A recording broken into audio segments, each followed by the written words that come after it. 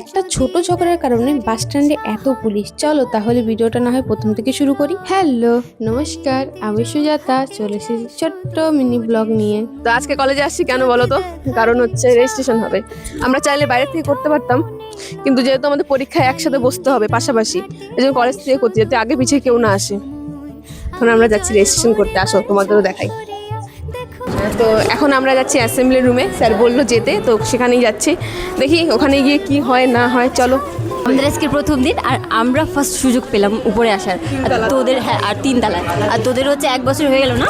But guys, আমরা 1 বছর পর উপরে ওঠার সুযোগ পাচ্ছি, কিন্তু এরা দুজন হচ্ছে 2026-এ, মানে 1 বছর হয়নি তাও এরা উঠছে।